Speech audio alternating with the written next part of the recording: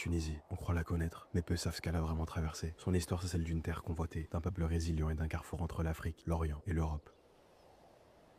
Tout commence bien avant les empires. Des grottes du sud, aux montagnes du nord, la Tunisie est habitée depuis la préhistoire. Les premiers habitants sont des chasseurs-cueilleurs. Puis viennent les Berbères, peuple autochtone d'Afrique du Nord, qui développent des langues, des croyances, des traditions. Ce sont eux, les racines profondes de ce pays. Puis un jour, une femme change tout. On est en 814 avant Jésus-Christ. Une princesse venue du Liban, Didon, fuit la guerre dans sa ville, Tyr. Elle débarque sur les côtes tunisiennes. Et là, elle fonde Carthage. Une cité phénicienne, brillante, marchande, ouverte sur toute la Méditerranée. Carthage devient un empire. Elle contrôle le commerce maritime, fonde des colonies en Espagne, en Sicile et même au Maroc. Mais Rome, de l'autre côté, veut aussi dominer. Alors c'est la guerre. 3 guerres en réalité, les guerres puniques. Et au cœur de cette lutte, un nom, Hannibal, un général carthaginois de génie qui traverse les Alpes avec des éléphants pour frapper Rome. Mais après des décennies de conflits, en 146 avant Jésus-Christ, Carthage est détruite, brûlée. Rome ne veut plus jamais d'un rival en Afrique du Nord. Mais sur les ruines, Rome reconstruit. La Tunisie devient une province romaine, l'Afrique proconsulaire, elle devient un grenier à blé de l'Empire. Les villes prospèrent, Douga, El James, Betla, on y parle latin, on y bâtit des temples, des amphithéâtres, des thermes, et une religion nouvelle émerge, le christianisme. Carthage devient un centre religieux, et un homme s'impose, Saint Augustin, philosophe africain qui influencera toute la pensée chrétienne. Mais rien ne dure. Au 7e siècle, l'Empire romain est affaibli, une nouvelle force surgit, l'islam. Les armées arabes arrivent au Moyen-Orient. Elles affrontent les Byzantins et les Berbères et finissent par s'installer. C'est la naissance d'une ville, Kairouan, fondée en 670. Elle devient la première ville musulmane du Maghreb. On y construit la grande mosquée, on y enseigne le Coran, la médecine, l'astronomie. L'arabe devient la langue dominante. L'islam transforme en profondeur la société. Mais politiquement, la Tunisie reste instable. Elle passe entre les mains de plusieurs dynasties. Les Aghlabides, qui font de Kairouan un centre rayonnant,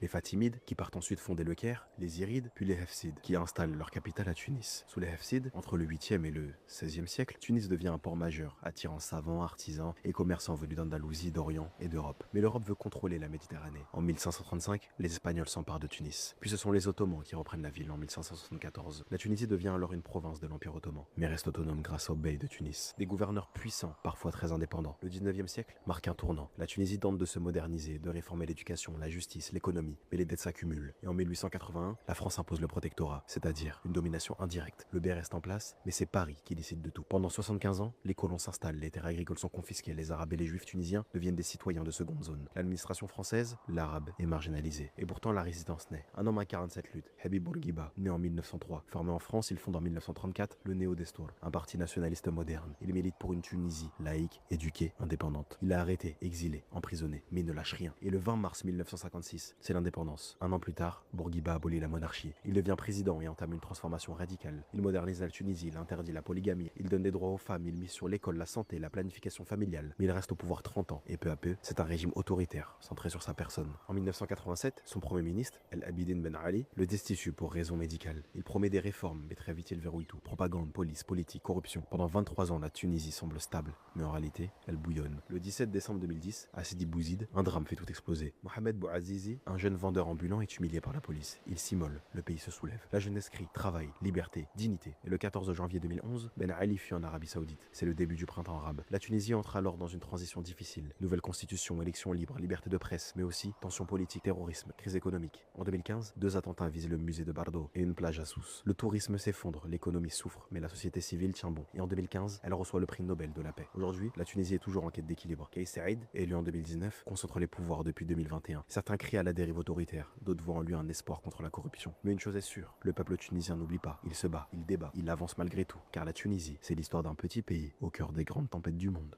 Je suis l'encre noire. Je continuerai de raconter ce qui dérange, ce qui éclaire et ce qui compte.